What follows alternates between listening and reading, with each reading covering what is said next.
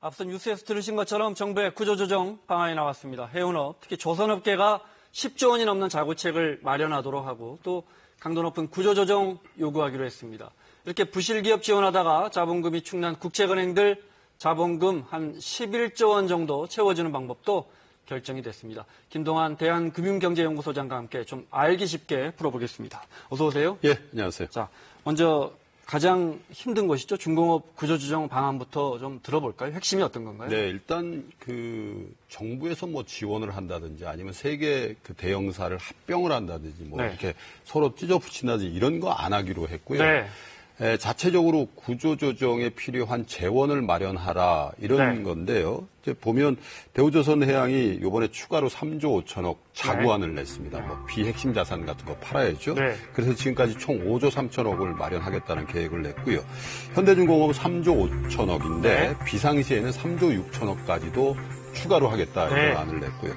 삼성중공업이 1조 5천억입니다. 그래서 총 새롭게 구조 자구안을 낸 게 8조 5천억이고 지금까지 누계 치료하면 한 10조 3천억 정도 네. 자체적으로 자구안을 냈습니다. 뭐 자산 매각하고 인건비 줄이고 예. 어떻게든 해서 이 돈을 더 마련해내라. 그래야 그렇습니다. 채권단도 지원해주겠다 이런 그렇죠. 거군요. 그러니까. 그렇습니다. 근데 사실 그동안에 뭐 대우조선해양이 지금 뭐 빚이 18조 원이라는데 예. 사실 많은 돈이 들어갔죠. 얼마나 들어갔습니까?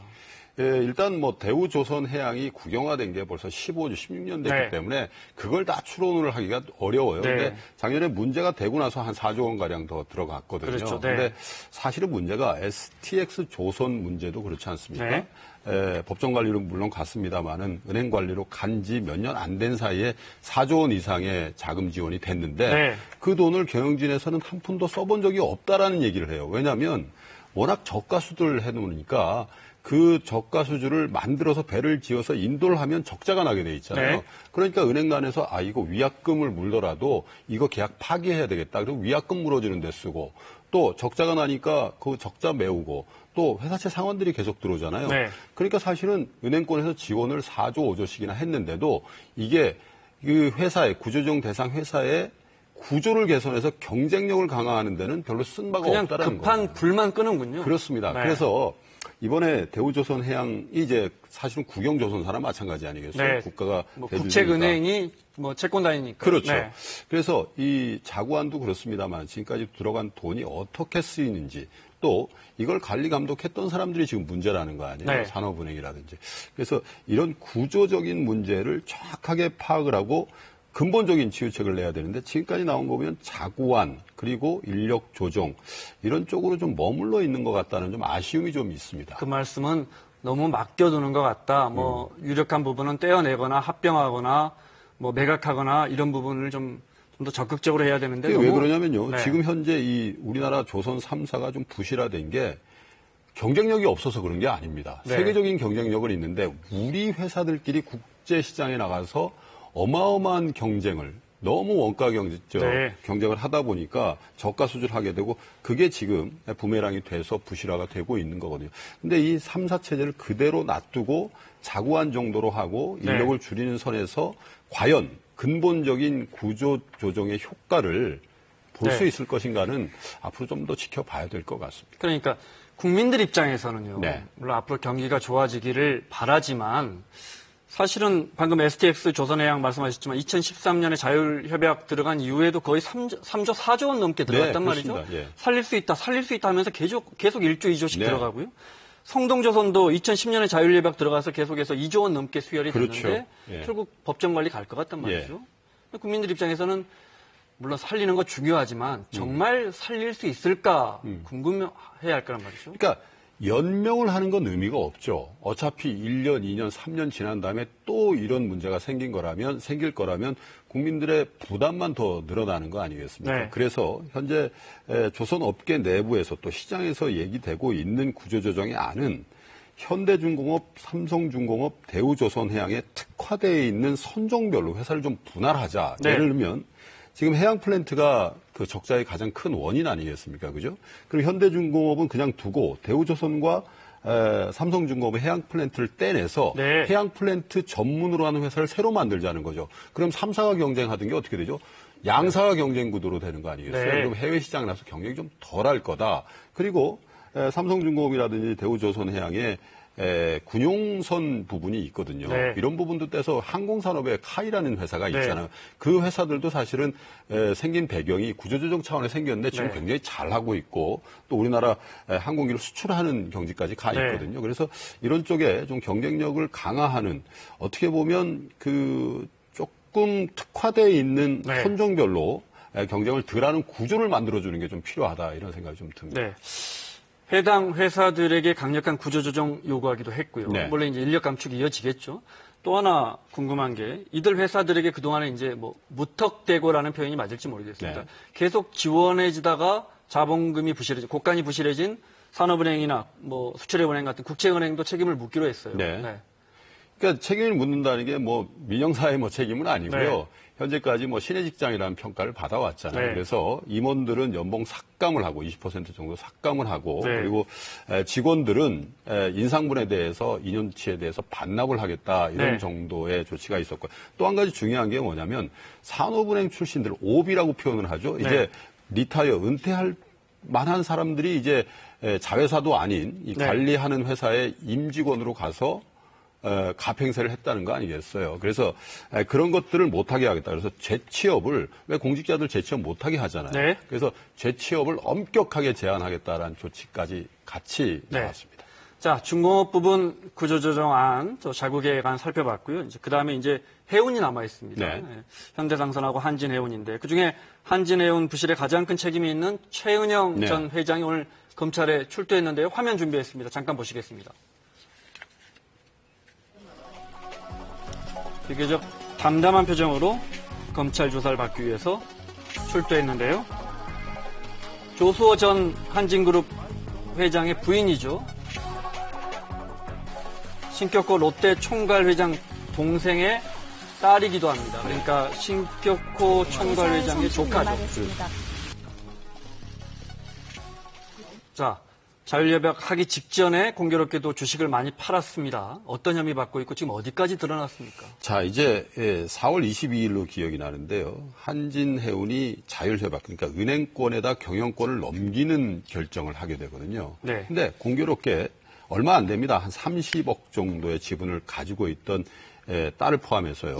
최은영 회장이 직전일 날 전 주식을 다 매각을 하게 되거든요. 그런데 은행권의 자율협약을 넘기면 통상의 경우는 주가가 빠지게 돼 있죠. 이 케이스는요. 그 다음날 하한가를 칩니다. 그러니까 30% 주가가 빠지게 되죠. 그러니까 갖고 있었더라면 30%, 그러니까 30억에 30%는 약 10억 정도 되잖아요.